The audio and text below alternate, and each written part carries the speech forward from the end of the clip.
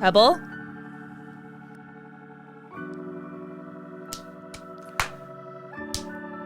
Simultaneous orgasm every time.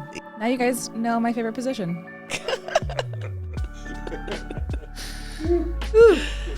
I know. NuanceHoe. Hey everyone, if you're new here, welcome to the NuanceHoe YouTube channel. My name is Kara Burrell.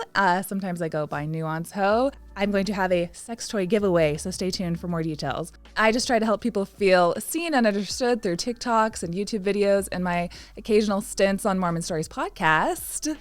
As people, like you, maybe navigate and need laughter and joy through this life post-faith crisis. I asked people who follow me to write in things that they wish they'd known about sex before they got married. So discussing all the dysfunction with me today is my good friend, the premier marriage and sex therapist of Utah, Natasha Helfer. Hello. Welcome. I'm so glad to be here. So this video is hopefully going to be for everyone. You'll maybe laugh a little bit and get some education on just expectations versus reality. So if you're a member of the LDS Church about to get married, you can gain some knowledge and make you and your partner's time in the bedroom much more magical. And speaking of one way to achieve the right vibe in the bedroom, Bellesa.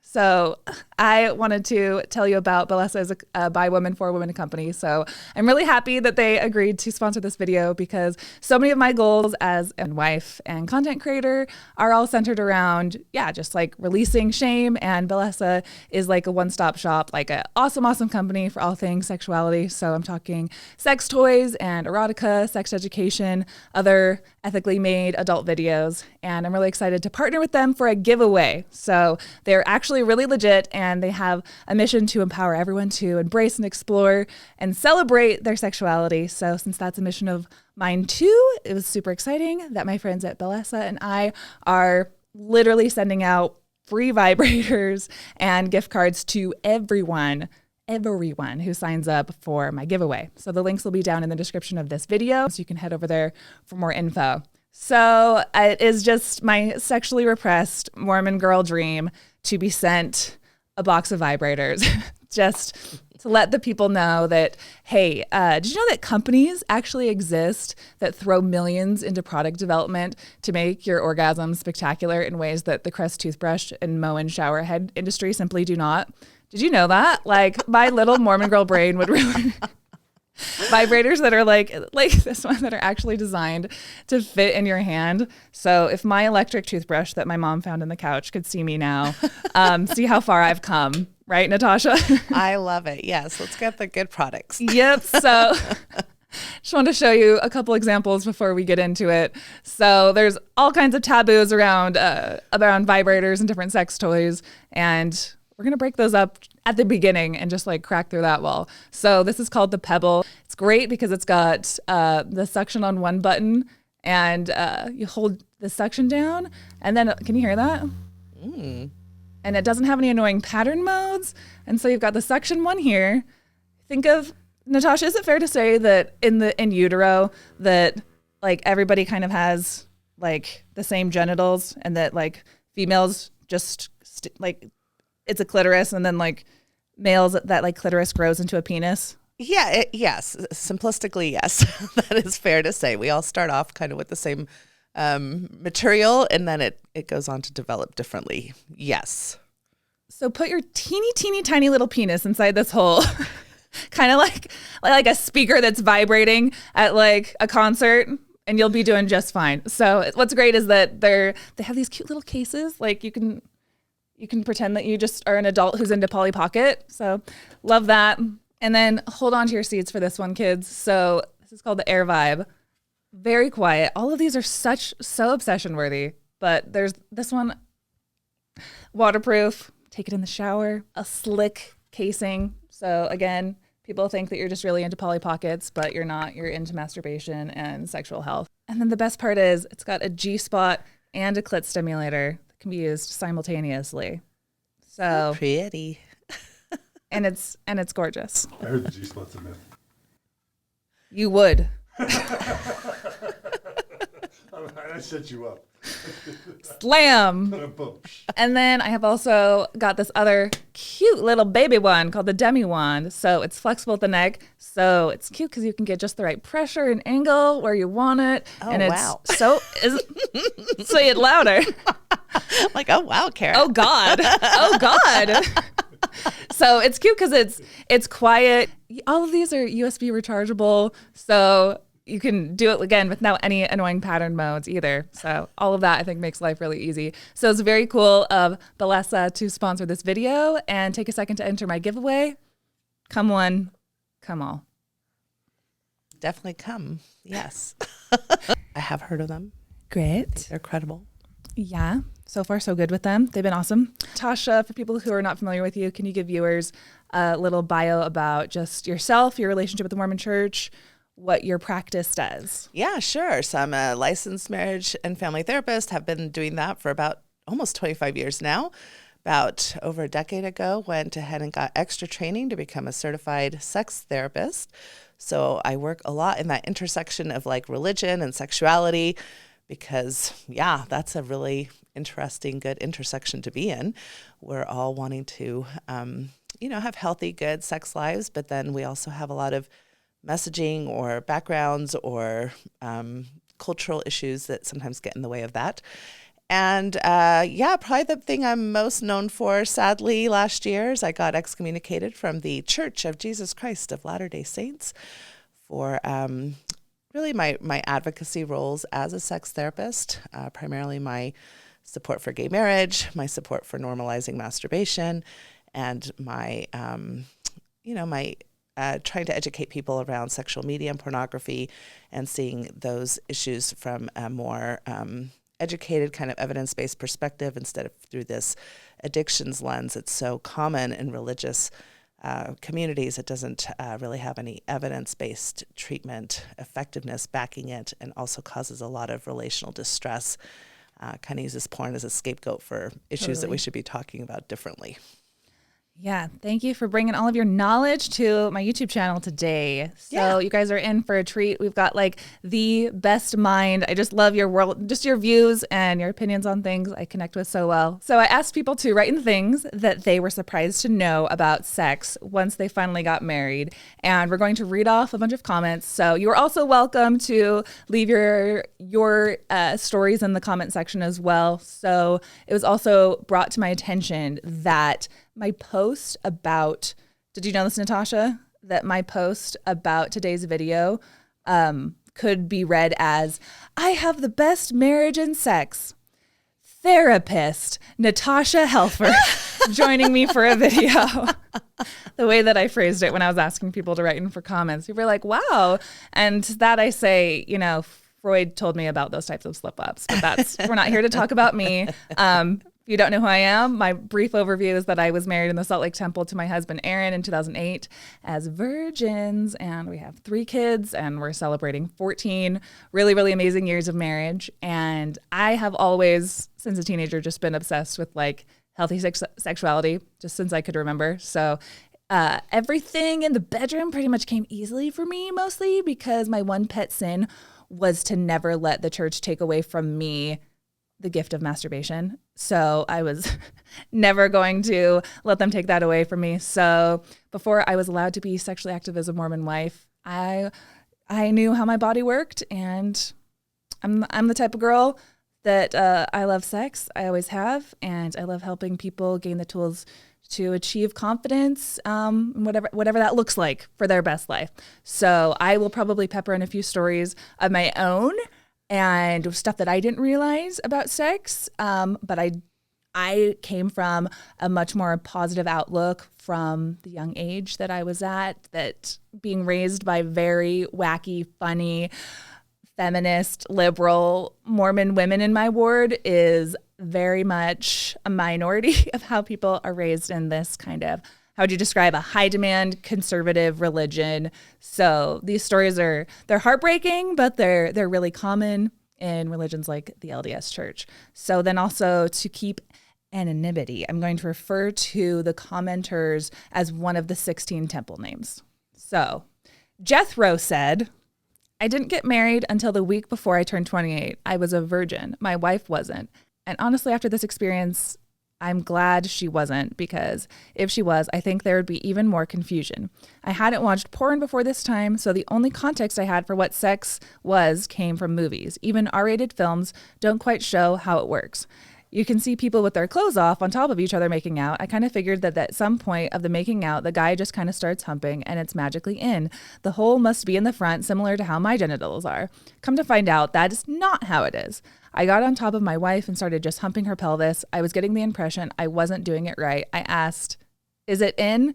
"Nope," she said. Comments, Natasha. And why would a church centered so much on families and baby making leave their members so ill-equipped and uneducated on how to make them? Oh, that's such a good question. And I don't know that it's just our church, right? I mean, this is kind of like a Christian nation problem here in the United States. We do not have comprehensive sexual education, not in the school systems, not in the church systems. We just don't offer it. It's reproductive education only. And you'd think that even with reproductive education, you would know kind of where to find the holes, insert the penis and where the vagina is. But really, when you think about what you see in sexual education, it's kind of the RAM, right? So the uterus and the fallopian tubes, and you figure out that, yes, sperm gets to an egg, and you kind of learn all those things, but you don't really get into the sexual acts. And that's all very much about abstinence-based education. I guess we have this idea that if we show people information, that's going to give them permission to do the information. And that's really scary for, religious parents or religious educators. And we don't want to give people information. However, sadly, this is kind of the result of that. And on top of it, what we know is that when we do educate people, they actually have, they don't go off and just have like insubordinate amounts of sex or have sex earlier than they would have otherwise. We know that people will actually have riskier sex and earlier sex, especially intercourse type sex, when they are less educated. So these fears and ideas that we have, unfortunately, just cause problems all around.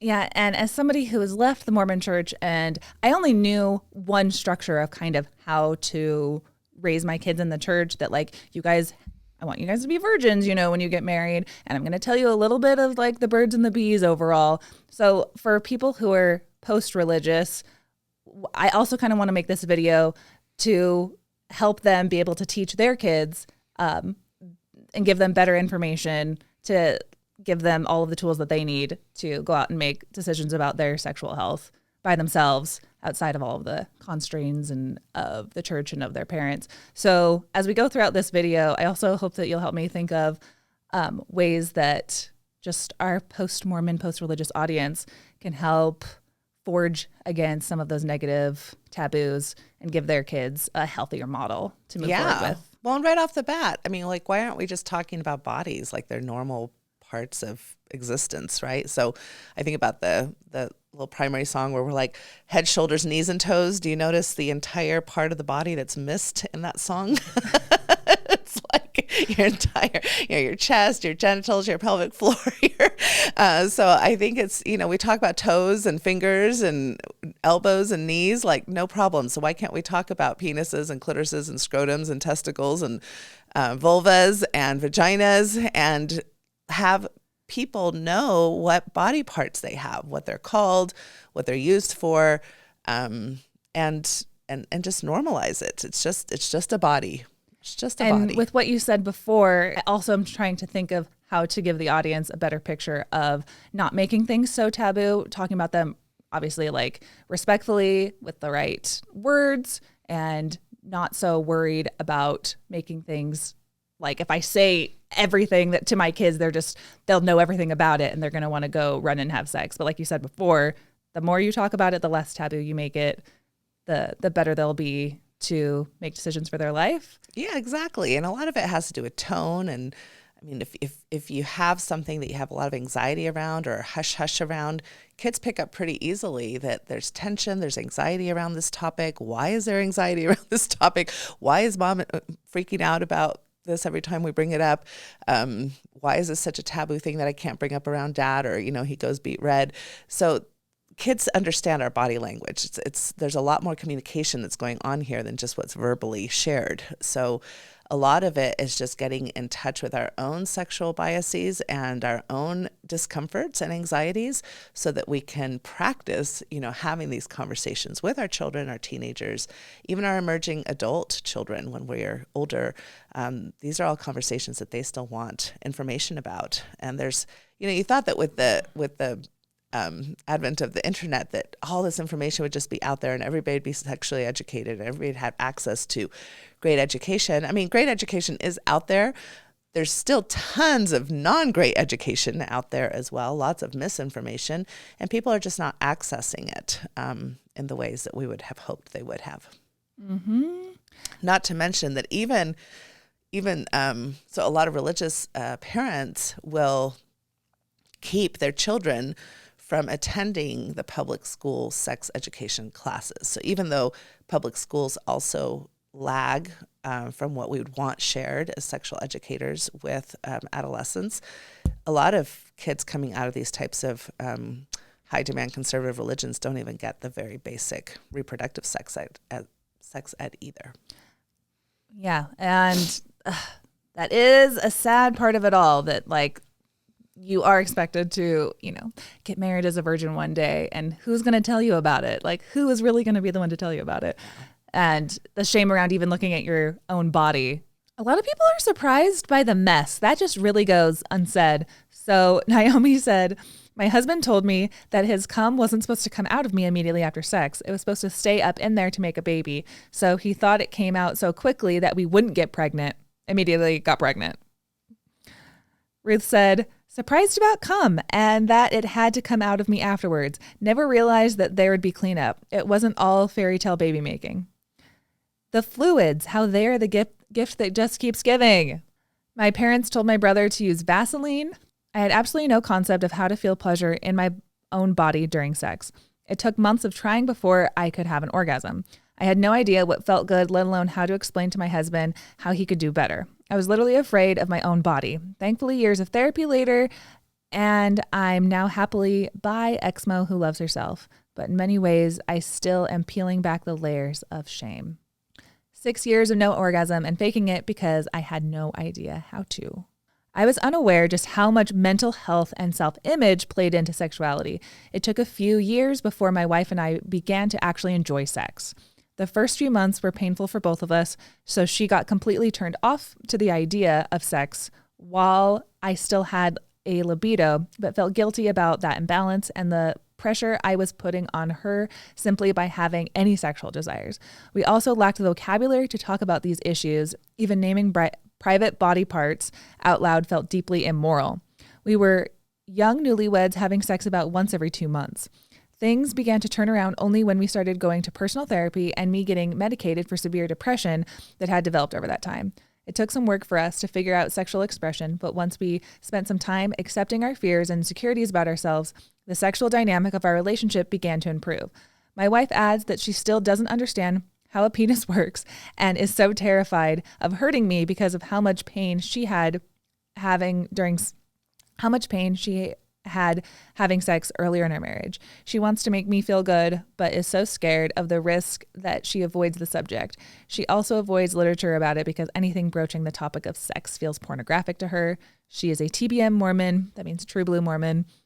The satanization of sex ed is a travesty. As a 19-year-old newlywed, I had no idea that semen would drip out after sex. I stood up after our first time and literally gasped. Not surprising, though. It was not how they show women. It's not like they show women running with their knees squeezed together to the toilet in movies. The one church that's actually doing a really incredible job is the Unitarian Church.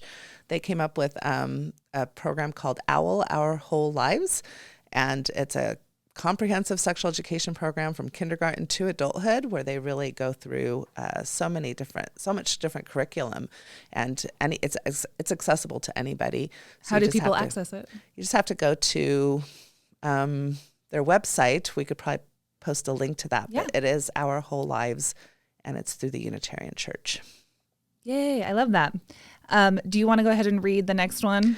Sure. So Rebecca says, having never even looked at myself down there because of shame and guilt, which added to all the anxiety. And this is kind of a very classic comment, down there. So again, we can't name our body parts. And when we do name the body parts, usually for a female body, it's called the vagina. And I'm like, that's not really what you're looking at. That's not what you can see. The vagina is a sheath inside of your body. It's internal. And again, the reason why we call it a vagina is because that's the only name that's really reproductive. And so that's the name that's going to be used in this public school curriculum. But what you're really looking at is your vulva, your labia, your mons pubis, all these names that most of us are like, huh, what, huh? And also, of course, your clitoris. And as far as we can tell, the only purpose that the clitoris really has is that of sensation. And therefore, it's not a reproductive organ. Therefore, it's not taught.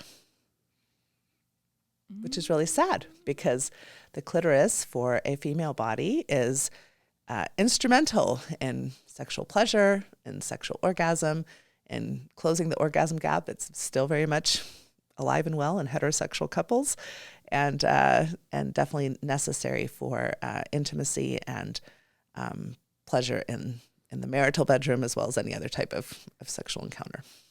Yeah. I want to skip down the page to the section that says women have sex organs for pleasure too. Yes. So I got a lot of people writing in that said things like, again, these are temple names, not their real names. Yes. Naomi said, I had zero clue about my own pleasure. I was married over a year before I had ever had an orgasm, and it just happened because we stumbled on it. Sarah also said, I had no idea women were capable of orgasms when I got married. And then a man said, we had no idea how to make it good for the girl. Yes. So where in any type of sexual education did anybody talk about orgasm? Again, we're talking about sperm ejaculation. We're talking about sperm getting to an egg. We're talking about, babies. We're not talking about pleasure. We're not talking about all the ways that a partnership can use sexuality to reach sexual pleasure. So this is, of course, one of the very kind of sad and tragic effects of non-comprehensive sexual education. And on top of it, another thing that is very, very common and high demand in conservative religions is this prohibition of masturbation, of self-touch, of self-mastery. And so if you... Self-mastery. Is that where the word masturbation comes from? I doubt it. I was self-mastered before I got married, and I was like, I will give you the full tour. Don't you worry, Erin. Tour. Yes. Right. And so we know that as early as in the womb, we as human beings tend to touch our genitals. This is for stress release. This is for pleasure. This is for a lot of different reasons. Just like we suck our thumbs. Sometimes you just don't want to do the dishes, and you're like, maybe if I use my air vibe first, I'll be motivated. That's right. Let me take a moment for myself. I also had a great joke. I told my husband last night that I needed to practice my script so that I don't screw up my ad with my sex toys. So I was like, yeah, I need to practice with my sex toys tonight. I was like, that was phrased inappropriately. He's like, can I help? Can I help with that? Yeah, so stroking your genitals is the same. I mean, for a baby, it's the same as like sucking their thumb or, pulling on their ear. These are all very like tactile ways of self-soothing. There's no immoral. There's nothing immoral about a baby can't be immoral. So like, I'm just a baby. Exactly. So it shows how that part of our bodies is very sensitive to pleasure, to touch. And so many studies have shown numerous benefits to masturbation. And of course, in religious circles and conservative religious circles, this is seen as usually a sin, as selfish behavior, as something that all sexuality should be reserved for a partner to awaken or to share with. The problem then is that you get two very inexperienced people, like you said, if they haven't explored, if they've kind of followed these standards, in the bedroom, unprepared for sexual encounters as a couplehood that will lead to orgasm, to pleasure, to understanding, and actually can lead to not only the void of pleasure, but the presence of pain and unnecessary difficulty, so this is where we have issues like vaginismus, with genital pain, with, again, lack of orgasm for years. I mean, this couple, I would say they're kind of actually lucky. I've had couples come into my office where we're still dealing with anorgasmia 10 years into the marriage or 15 years into the marriage, right? So, along those same lines, I want to jump down to the very bottom-ish, and there's another, I think this is really interesting. I hadn't thought of it this way before. So one person wrote in that before we were married, we made out for hours, and hence my body was ready to go. And I thought, oh, we will have no issues with sex. But then once we were married and making out just kind of stopped, and I wasn't physically ready for sex, but we had the green light and I didn't want to disappoint. For me, foreplay was the best part, but now I had a partner who wasn't really interested in that. So we had to work through all of that. I'm sure men are different, and there are plenty who love foreplay. And there are also men who just assume that women are wired the same way and are just waiting for intercourse ASAP. I think that if there had been more of a natural progression to our sexual experience where we took things a little further each time, it would have stayed more pleasurable and healthy for both of us. Yes, I think this is wonderful comment. I think this person is spot on. It's so interesting how when we talk about sex, we, especially in these types of communities, we are talking about penis and vagina intercourse instead of talking about a wide array of sexual activity and behavior. And a lot of this has to do with kind of the virgin narrative. You have to stay a virgin. What does it mean to be a virgin? Usually what that means is for a female-bodied individual to not have anything have penetrated their vagina. And so you get a lot of what I call loophole sex, in these communities where, well, maybe we'll do some Levi lovin, or maybe we'll do even anal intercourse, or we'll do, oral sex, or we'll do some other things, but we're not going to touch the vagina, right? Because that would mean we're going to lose our virginity status. And so we put a lot of emphasis in this one type of sexual activity, and then lose the capacity for sexual diversity. Even the word foreplay, we're really trying to get away from that word because it implies that it's becoming before the real deal, which is the intercourse. Intercourse is the real type of sex. That's the type of sex that we're all shooting for and trying to get to, instead of understanding that sexuality is something that could include all kinds of things, including the making out and the kissing and the, stroking of nipples and stroking of body parts and erogenous zones, instead of just this one act. So we're trying to actually call this now outer course. And it sounds like this person is spot on in that when they were engaging in a lot of outer course, that allowed her body to become sufficiently aroused for then penile intercourse to be pleasurable and fun and successful. Whereas you have a man who's like, that is the thing I want to do. I absolutely I'm here to get my dick wet and like, it won't get wet, boy, if she doesn't have her outer course first or something. Yeah, a lot of times that's true. And I think that even for penis owners, this can be a lot of pressure.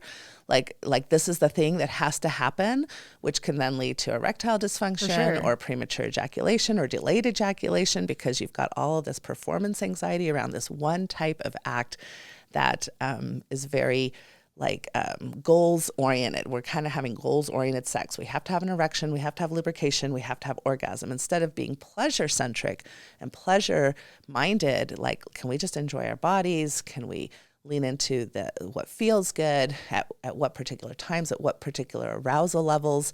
Sometimes it doesn't necessarily matter if you're a penis or a vagina owner. Arousal can happen very quickly, and sometimes it can take quite a bit of time, like 15 to 20 minutes. A lot of that has to do with how stressful your day has been, whether or not you are in the limerence phase of your relationship.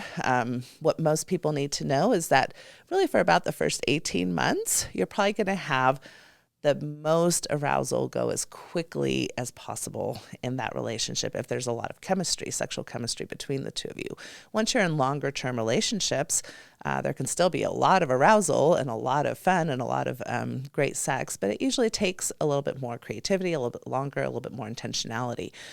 And that's just normal in kind of these these spaces of longer term relationships. But again, I think we do have a lot of expectations, again, through media, through, the first comment, like the rated R movies. What do you usually see? People are falling into bed together. Usually within 5 minutes, everybody's having an orgasm at the same time, simultaneously, without really having had much conversation, without really having had any talk about birth control or anything go quote unquote wrong. Nobody's queefing in these movies. Nobody's falling off the bed. Nobody's having to pee in the middle of a sexual encounter, right? And so you're just not having... Everyone's got their socks off, like as if those just slide off. Right. So it's not very realistic sexual education that we're getting through our media. And then you have sexually explicit media, which is probably slightly more realistic in the sense that they're actually showing the body parts. But there's a lot of unrealistic expectations there, too, because it's still a show. It's still entertainment. And you have a lot of kind of unrealistic expectations in regards to body image and to how long, orgasms should last or what types of sexual activities people enjoy having. It's entertainment. So that is like the $1 million question of like, how do you straddle the line between like the very explicit, like we're going to like ruin her vagina until she squirts on the other side of the wall. Something that is just like mind-bogglingly not in the realm of what most like LDS, ex-LDS couples are going for on a daily basis. So there's like the far off line of like what, porn is offering you of what you can kind of think sex is.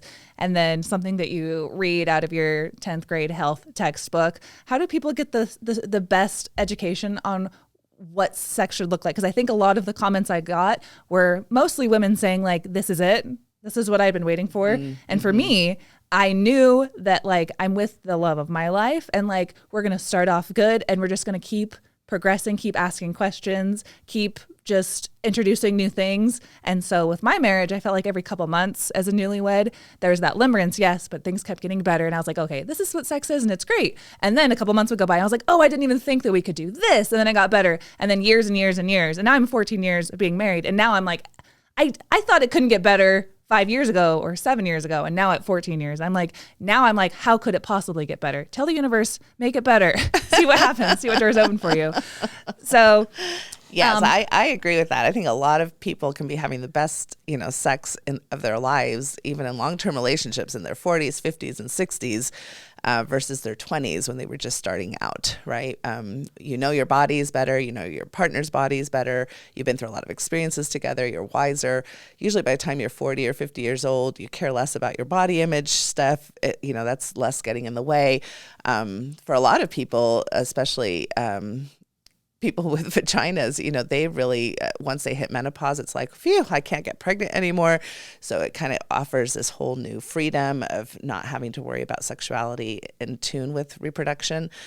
So that can open up a whole nother level of sexual kind of interest. But as far as how can we do this? How can we educate ourselves? There are many wonderful resources out there. I mean, I'm not sure I'm going to come up with them all at the top of my head, but like The Guide to Getting It On is a great book by Paul Joanides.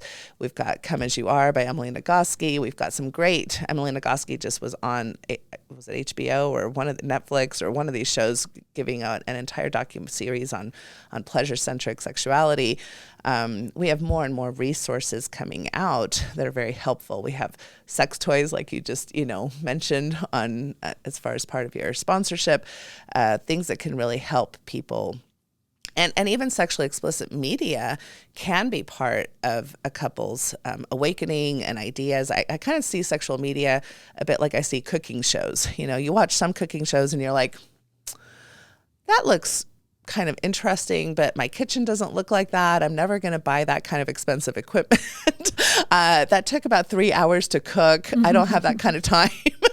And so it was fun watching, but I'm not gonna incorporate a lot of that into my own personal life. Whereas other times you watch a cooking show and you're like, oh, you can put parsley in that? I never thought of that. Exactly. I think I'm gonna put some parsley in that. It literally makes you feel like you're like, how did my brain not think of this? This is so obvious. I'll go first. Here's my admission. My name's Kara and I'm an addict. And It didn't occur to me that my vibrator was too strong. I've had the same vibrator since I was 12 years old, Natasha. And Was it this toothbrush you're mentioning? Because I'm highly impressed by your creativity. I didn't last long. Carol, my vibrator that I've had, too strong. I thought it was good because it's so strong. I'm like, what could be wrong with that? Pebble one over there, strong in an actual good way. And you don't need to be sitting on like a aircraft carrier taking off. You don't need that much. Yes. You can actually, there's pressure. There's, what's the word you like to call? Friction. Friction. Yeah. Of like, you don't need to just keep it in one place. That like friction and lubrication can go a long way. Learned that this year. It didn't occur to me that I could just get a better vibrator. And then two was that it's all about the journey, not the destination, babe. Yes. And in fact, that reminds me of a wonderful resource that's out there right now called omgs.com. And this is all about helping vagina owners, vulva owners understand how to reach orgasm. It used to be back in the day that, people who had a hard time with orgasm, it's like, well, women, they're a mystery. You just kind of have to figure each one of them out. And the people who were behind the omgs.com project was like, how mysterious can we all really be? We all have the same body parts. Why can't we figure this out? Why can't we give people more, more effective, legitimate information about how their bodies work? And so they have done some amazing research and come up with some very effective ways that vulva and vagina and clitoris owners respond to and get to orgasm quite effectively. So that's really good information. Nice. And it's very tastefully done. It's I'm very comfortable referring both LDS, religiously conservative people, and non-LDS, non-religious people to that site. Do you want to read the next one? I think that says Ruth. Maybe? Yeah. So Ruth says, my husband thought women had one hole. I broke the news to him 1 week before our wedding day. How many holes do women have? Yeah. So women have 3 holes. So they have the anus, they have the vagina, and they have the urethra, right? So. And like our other commenter said, same thing with my husband. Wedding day was a surprise. He thought the vagina was on the front, and so did all of his friends. Yeah. Yeah. Well, and if you count that, I mean, there's, I guess, a fourth kind of hole, which is the belly button. And it's not completely uncommon to have both a female-bodied and a male-bodied person assume that that's where sex happens. In the belly button? Yes, because a lot of people have been told through their parenting education, their parents, well, babies come out of the belly button. Because again, we're all about education here, and that's incorrect. It's very incorrect. Yes. So, yes, the belly button is where the umbilical cord was attached to your body when you were born, and it's just a scar. So women wearing really. bikinis just look like absolute whores. Yes, I guess so.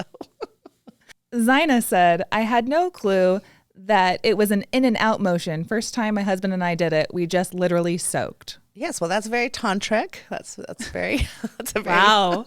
You guys are already at tantric levels. Yes. So there's nothing wrong with soaking. Again, it can be a very kind of like intentional, mindful practice to kind of just insert your penis or, and kind of just sit there and look at each other and gaze at each other. It can be kind of very pleasurable for some people.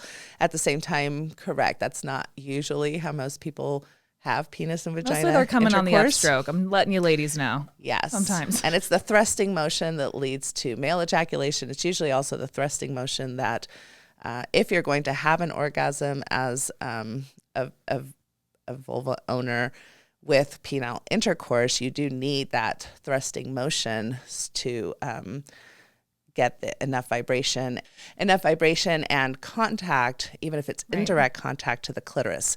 Because again, most people think that the clitoris is just this tiny little button that sits outside of the top of the vulval region. The clitoris is quite a large organ, similar in size actually to a penis. It's just mostly internal.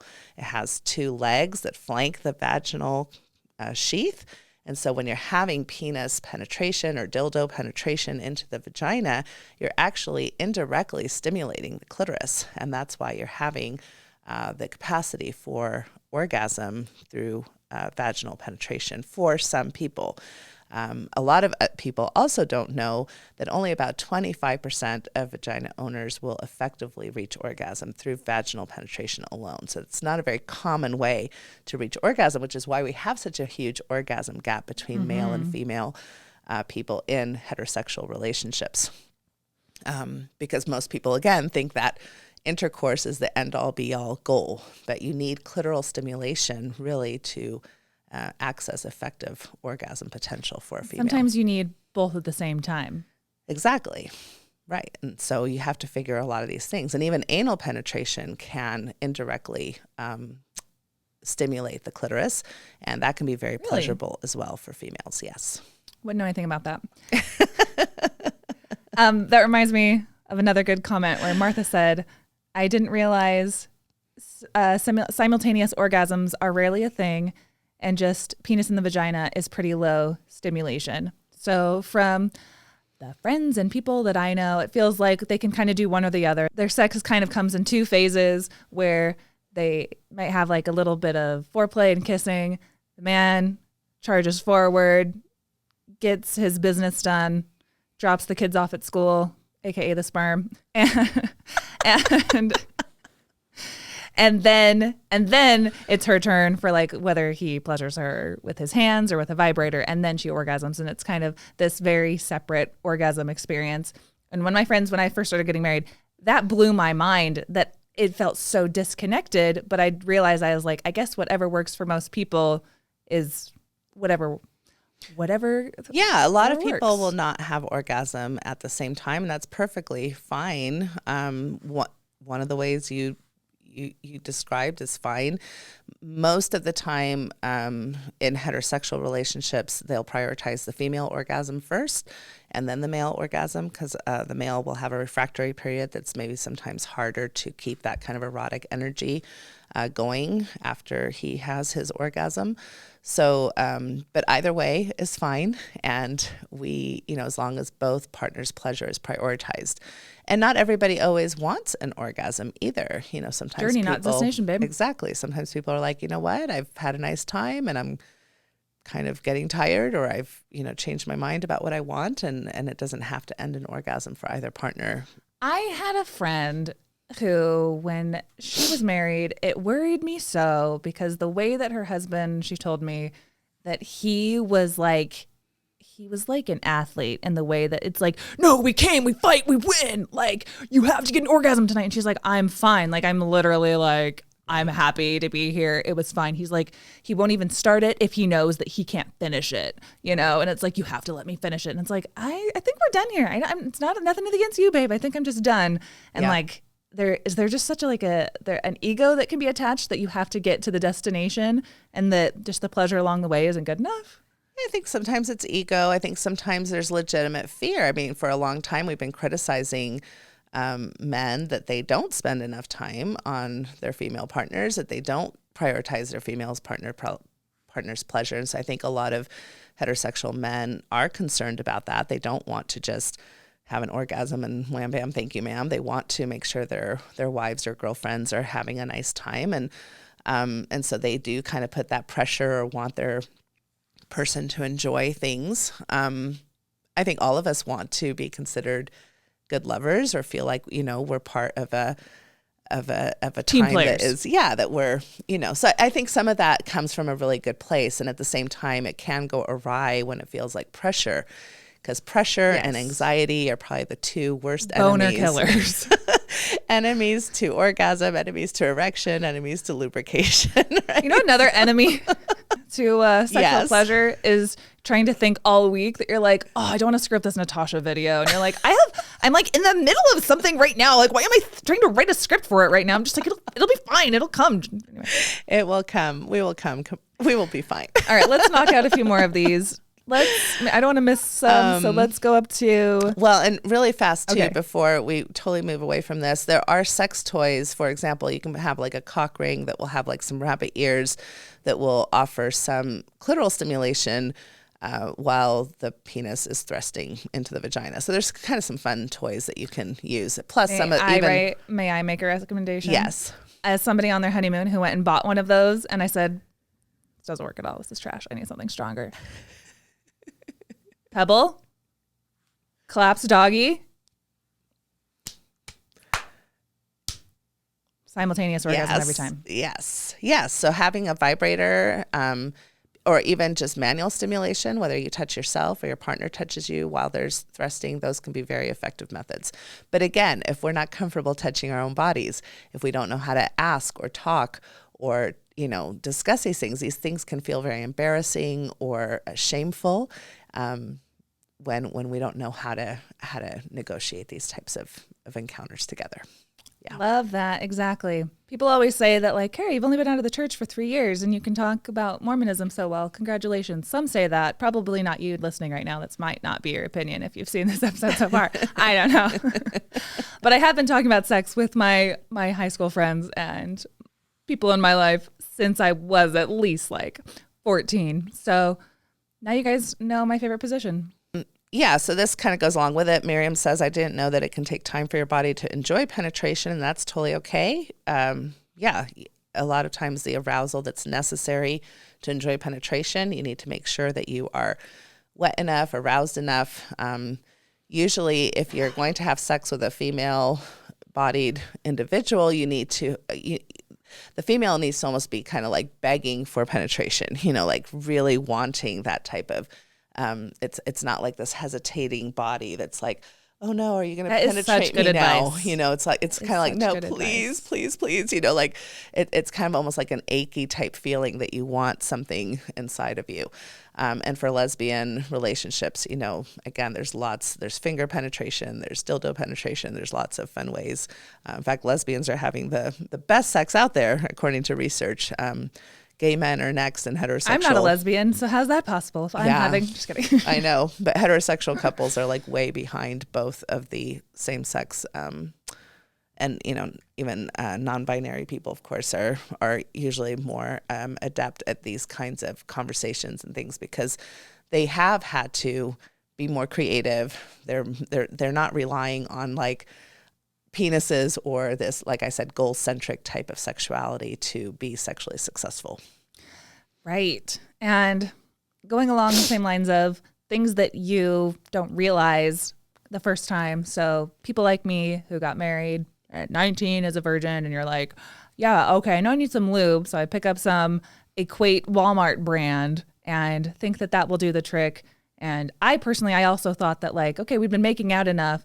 I can feel myself get wet. I know that eventually I'm like, we're just going to go from this straight to that, and it's going to be everything. What I didn't take into account is how much time and like that begging lubrication that you were talking about of like don't be so like, Johnny on the spot with it, because it can end up really, really hurting and you can actually really damage things down there. And so on my honeymoon, I was having sex like 5 times a day, and eventually you can't shoot pool with the rope, so yeah, that's where we tapped out. I have friends who are doing it 70 times in 4 days, just insane numbers, because once you can, you do. So there's that side of the spectrum. But I didn't realize that like, even if it doesn't hurt right now, it will hurt later if you don't have the proper lubrication. And I broke my vagina and I went home and my mom pulled up some information on the computer, and I sat with my little Mormon mom about why my vagina felt broken. And then my deaf brother walks in the room and he's like, what is this vagina looking? What are you guys doing? And I'm like, get out. I hate everyone. And then I couldn't have sex for a week after that. Yes. So I had to learn the hard way. No, and you're absolutely right. And even natural lubrication isn't always enough. And even if you're aroused and wanting to have sex doesn't mean that you're necessarily going to be lubricated, right? So having the desire for sex and having physiological arousal are not always going hand in hand. So having good quality lube as as kind of just a go-to, whether you lubricate well naturally or not, it's just a really good practice. And I would not recommend necessarily the things that you can just get in Walgreens or Walmart. I mean, some of those products are getting better. Some of the things that I have, heard from like pelvic floor therapists that are good products are like Slippery Stuff, Uber Lube, Coco Nu. Those are some. You have to be careful, of course, if you're going with water-based, silicone-based, or oil-based. What about things that you just like have in your house, like coconut oil is great for most people. Some few people, it will maybe increase the level of bacteria, because anytime you're using oil, it can sometimes like stick around longer, which can mean bacteria can set in or cause some yeast infections, but also coconut oil can stop yeast infections. So this is why I hesitate a little bit to give recommendations, because every body is a little bit different. You may have allergic reactions that other people may not have. So you have to make sure that you're trying things carefully, and that you're also making sure that you have a good relationship with your OBGYN or a sexual health medicine type person. Is it fair to say, though, guys, just stop spitting on our vaginas? Just stop it. There's no win for you there. It is just going to give me a yeast infection. Is that fair to say? Just don't do that. Yeah, I don't know that necessarily they give. I mean, saliva is not horrible if you have nothing else. I mean, it's better than nothing. And I don't know necessarily that they cause yeast infections. And for some people, it's kind of part of eroticism. For some people, it's not. For some people, it's like very distasteful. And for some people, it's kind of a turn on. So that's kind of depending on people's different erotic tastes. But good lube is definitely much, much better than, saliva for sure. Let's just like knock out as many of these and as we can. There was one in here about bleeding. I was thinking of reading that one. Yeah, it can be common to have a little bit of blood, maybe the first time intercourse. However, it is a huge misnomer that first time intercourse for vagina owners is going to be incredibly painful. The only reason sex is going to be incredibly painful is if there's not sufficient arousal, or if there's something like medically wrong, or if you have like a condition like vaginismus, where you've got like what vaginismus is like this contraction of your muscles in an involuntary way. So it's not something you can control. And it's not allowing for penetration because it's so tight. Your vagina muscles are being held so tight. Your pelvic floor is in a very tight space. So those would be reasons why you might be experiencing genital pain that would need to be treated.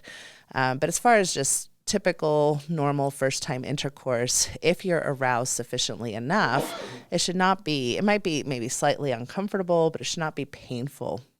What about like the actual like hymen skin is going to be stretched or torn? Like anytime you have skin that is like expanding beyond its breach, feels like kind of burning and tearing a little bit, right? Yeah, there's really no research to show that you can feel your hymen or your hymen breaking. Many people have already had their hymen broken by the time that they've reached the age of intercourse, whether you were riding a bike or a horse or messing around on a playground or things of that nature.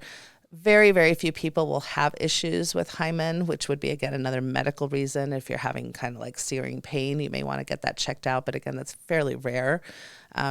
So most people are not going to feel like a breaking or a searing of pain. Again, those are usually more arousal issues. And if you think about what we're talking about with most religious conservative people, you've got a virgin on her first night. Maybe she hasn't had a lot of sexual experience. She's anticipating something that's going to happen to her body. She's maybe somewhat excited, but also nervous. She's probably had a lot of female counterparts tell her, oh, this is going to hurt. This is going to be something that's going to be really hard. So you're anticipating pain. Mm-hmm. What do our bodies do when you're anticipating pain? I'm already doing it. Yeah. I'm already just thinking about it. I'm doing it, right? And so if your vagina is doing this, it's going to be especially if you have a partner who doesn't know what they're doing. And they don't know what they're doing. Pumping at your pelvis. Yeah, they may be thrusting too quickly or not waiting for you to be sufficiently aroused. This is where genital pain is not uncommon in first-time intercourse, but it's not normal or necessary. And that's, if I had any advice, any primary advice for people who are going from like kissing over the altar to having sex after they're married, is not to go from one to the other very quickly. I think you really need that developmental stages of learning how to make out, learning how to really hot time French kiss, right? Learning how to get aroused just by touching each other's upper bodies first. Learning how to maybe rub up against each other, maybe have your first orgasm just by rubbing up on each other, not even worrying about intercourse first of all. Again, because it's like, that's the one thing you can't do. So exactly. We're going to do that one all the time. So do the things, if your religion and your standards said, we really do not want to hardly do anything sexual before we're married, okay, but maybe take some time during your honeymoon, those first few weeks, stay away from intercourse. Just make out, rub up against each other, do all the things that maybe would have been more normal to do to lead up to intercourse and to be prepared for intercourse maybe 2 to 3 weeks down the road, or even a few months down the road, to allow your bodies to respond in this normal arousal way. Going from like a kiss to getting naked and all of a sudden having penis and vagina intercourse with somebody who's nervous and tight is kind of a recipe for some real problems. And then if you don't know that that's not normal and you feel broken, you feel ashamed, and you're like, sure, why this thing that we were supposed to really look forward to and have fun doing, now there's something wrong with us. And both the male and the female can feel a lot of shame around that. You're setting up kind of potential like 10-year problem that I see in my office down the road. That's a really unnecessary tragedy. I felt unworthy and dirty and bad post-sex and worthy temple marriage due to trauma and purity culture and history of going to disciplinary counsel 5 years prior. I actually told my husband I felt bad. I felt a bad spirit in our hotel room. 8 years later, and I still feel so terrible about our wedding night. It took me 3 to 4 months and a few therapy sessions to feel like I wasn't unworthy. I learned to see sex as an opportunity to connect emotionally, not just physically, which was never taught to me. My sweet husband was so patient, and it was so unfair to him. Now I've come into my own. I resent not being able to explore my sexuality and gain confidence in myself and not feel shame. I feel I missed out on an important time of self-discovery in my early adulthood. Another one, I was taught that any two people who had a Christ-centered relationship would have no issue with sexual compatibility. For me, it 100% led to the idea that if the sex was bad, then it meant that we aren't focused on God enough and or are sinning in some other way, when in reality, two people can just be sexually incompatible. And I know you have to run. We're at 8:53 right now. Yes. So you have 2 minutes? Yes. Okay. So really quickly, I can't let you leave without discussing the implications of shame in the LDS culture, and then the difference in sex drives that creates. So just read a couple of comments. Ruben said, I didn't realize sex changed from an exciting taboo to a pressing obligation for my wife. Irene said, shame was the hardest thing to overcome. Just flip a switch now that you're married and supposed to love it. Heber said, his thoughts are like, it's going to be wild. Her thoughts are like, if he loves me, he won't be carnal. I didn't know about female masturbation after getting married. Then my husband got me a vibrator once, but I had to ask permission to use it, and he had to be present.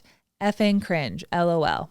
So on the sex drive differences, Joel said, my wife never enjoyed or wanted sex. This was really hard for both of us. It was supposed to be this wonderful thing we saved ourselves to enjoy together when the time was right. Several years into our marriage and after we had left the church, she had enough space and clarity to realize she was asexual. Asexuality is called the invisible orientation for a reason. It's not talked about enough, and the way conservative religions either explicitly or implicitly teach that sex will either be wonderful or a spousal duty is harmful and can lead to some major disappointment and broken hearts.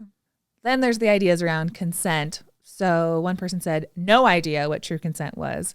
Another person said, I had to have sex more than I wanted to keep my husband happy, and that good and often sex would keep my husband away from porn.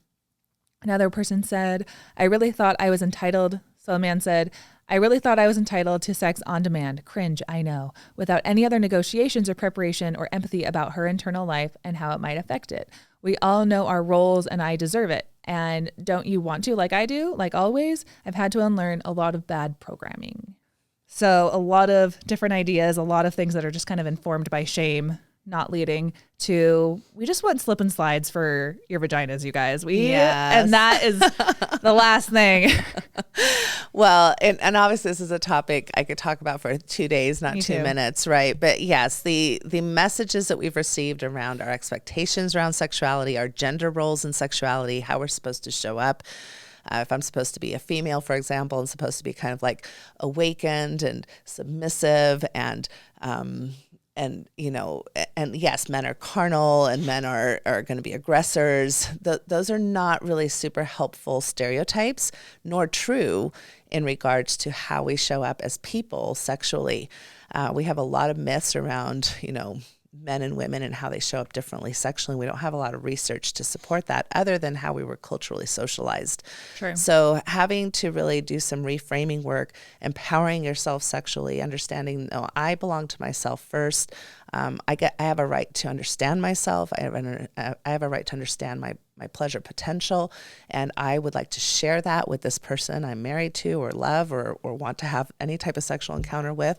And how am I going to do that? And how am I going to do that in an empowered, well-educated way goes a long way to breaking up some of those shame messages. But that can take a long time. I mean, those are messages that we kind of swim in, in our cultures and even in wider society circles. So yeah, I'm glad you said that. A religion like Mormonism that I came from that doesn't really give you permission to make decisions about your body. You have patriarchal blessings, you have priesthood leaders, everything is kind of outsourced to another authority. And so things that are very intimate between you and your spouse, if you don't have the education, you don't really even know what you're allowed to know and what looks too carnal, what looks too sinful. Everything is kind of under the realm of like, is this satanic or is this holy yet? Because the lines seem to be crossed so often. Yes. And then people are like, I'll just forget it. Like, I'll just live without sex. And then you have one spouse who's like, well, we haven't had sex in a year. Do we get divorced or? Yes. No, these are the types of issues that I would really recommend getting somebody who really understands sex therapy work and getting some professional help, because you don't want these kinds of messages to get in the way of what's potentially a really beautiful journey that you can explore as a couple. Right. All right. Well, thank you so much, Natasha, for joining me for this episode. I'm sorry that you have to run because I know we could keep talking because I could talk about this forever. So I love. It's called, what's the name of our new show, Natasha? Sex with Kara and Natasha? Sex with Natasha and Kara, or Kara and Natasha. That's right. Welcome back tonight. Hopefully we'll do this again sometime. All we'll right. call it Sex Sounds with Kara good. and Natasha. Sounds good. Anytime. If people want to follow you or get in touch with your practice, yeah, sure. Yeah, NatashaHelfer.com. You can find pretty much everything I do there. I've got a new membership I'm doing around faith transitions and sexuality, and I've got podcasts, and I've got tons of things that I've tried to put out there for resources. So you can find my practice and pretty much anything I've done on NatashaHelfer.com. Beautiful. Thank you so much for joining me for this. If you enjoyed today's video, you can head over to my Patreon. And the cool thing about my Patreon is I also put up all of my longer format YouTube videos as audio files. So if you don't want to watch a YouTube video, you just want to listen to it like a podcast, that's available on Patreon. But every little donation absolutely helps keep this channel sustainable and keeps rolling out new content. Huge shout out to Natasha for joining me today. I will see you next week. And please make sure to check out my giveaway, and link will be in the description. Get yourself a sex toy. So thanks again to Bellesa for sponsoring this video. Bye, everybody. Hey, thanks for watching that video. If you want to see me keep making long-form YouTube videos on Mormon topics from deconstruction to Mormon history, please consider helping make my channel sustainable by heading to DonorBox for a one-time or recurring donation, or Patreon or Venmo. Like and subscribe, and hit me up on Instagram if there's a topic you'd like me to cover next, and I promise to keep rolling out awesome content weekly. If you want me to go away, do nothing.